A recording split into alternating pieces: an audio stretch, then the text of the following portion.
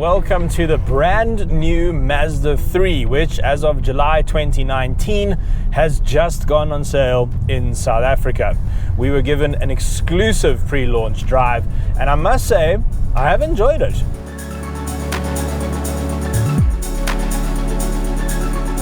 Let's get this out of the way right up front. This is a great car to drive, but not for the reasons that you might expect. It's extremely comfortable. It's really, really ridiculously comfortable. The engineers say they've spent a lot of time reducing noise, vibration, harshness, NVH in the lingo, and it really shows. It really, really does, in my opinion. This car's ride quality is incredibly smooth, incredibly refined, luxurious even.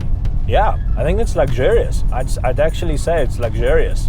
Now, to make this pre-launch drive happen for us, Mazda got hold of the homologation units, which actually sent over from the UK. And that's very cool, but it does mean that some spec in here is not going to be available in South Africa. So let's start with what will be available. Sat-nav will be coming to SA, rear air vents and sunroof will be an option on this car. Now, what's funny in Britain is they don't even bother with a sunroof. You can't even buy one over there, and that's totally understandable. But what they do get in Britain, and it's a bit confusing as to why we won't be getting it, is front park distance control. I quite like that on this car. The nose is actually pretty long. In Britain, you also get radar guided cruise control, traffic sign recognition and an SOS function, none of which will be available in South Africa. And in Britain, you get heated seats and a heated steering wheel. The heated steering wheel they can keep, but I really like heated seats. I've been waking up in Joburg very early this winter, and heated seats are nice. They're a nice thing. I want them. The Mazda 3 range in South Africa will consist of 4 trim levels and 2 petrol engines, both of which are naturally aspirated non-turbo motors with a choice of manual or auto transmission. There will be no diesel option, and it is important to note that only the 1.5 litre motor will be available with a choice between a manual or automatic gearbox. The 2 litre motor will only be available as an auto. In terms of safety equipment, the Mazda 3 is well spec'd as standard across the range. Hill Launch Assist is available for all models along with standard safety features which include anti-lock braking, ISOFIX child restraint anchor point, dynamic stability control, electric brake force distribution and emergency brake assist, as well as driver, passenger, knee, side and curtain airbags. So as I was saying, the ride quality is incredibly refined, and the way they've done that pretty much is just by making the suspension really soft. And I find that very refreshing. I really do. In this day and age where every manufacturer just seems to be chasing lap times, this car is comfortable for the sake of being comfortable. It doesn't feel like there's another manufacturer out there worried about your comfort, except for Mazda. And they're like, here we go, there's a Mazda 3, be comfortable. So yes, when you're piling it into a corner, it's soft. There's a lot of body roll, there's a lot of pitch under braking. But I haven't bought a sports car here. I've bought a hatchback that I want to drive every day. I want to be comfortable. And in that way, I really, really like how they've set up this Mazda 3. And that means that this car is probably not going to appeal to everyone. The combination of the soft suspension and the pretty dull engines, this is not a car which is going to appeal to the youth, let's say. But that's fine. Pricing for the new Mazda 3 range begins at 359,000 Rand, and for the top spec 2 litre Astina, you can expect to pay a minimum of 470,800 Rand. This makes it quite a bit pricier than the Volkswagen Golf range, but quite simply, this is a more luxurious offering. And seeing as the latest Ford Focus is not coming to South Africa, the Mazda 3 has less competition to deal with in that segment.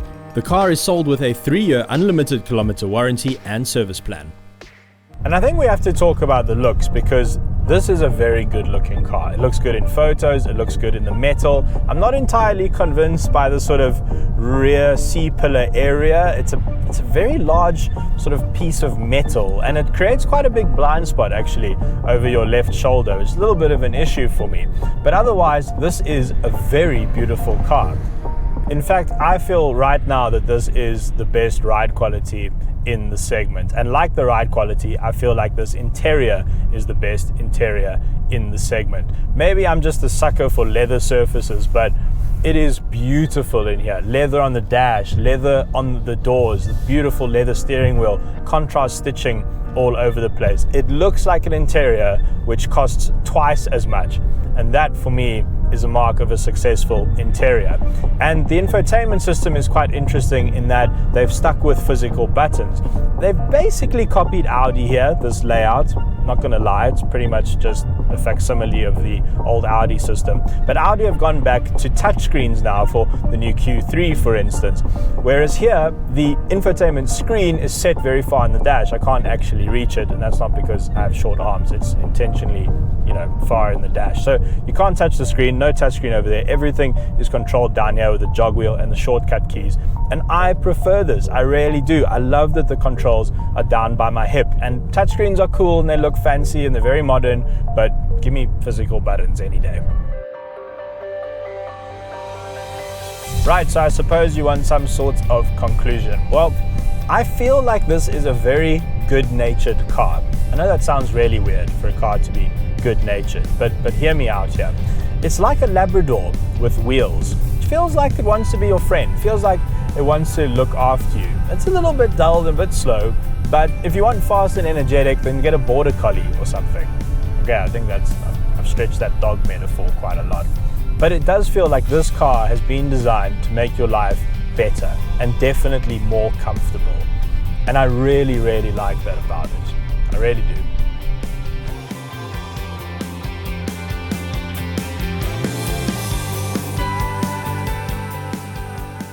Hello, Cars.co.za is simply the best place to find your next car. You can go right there by clicking this little thing now. They do actually pay me to say all this, but it's all totally true. Seriously.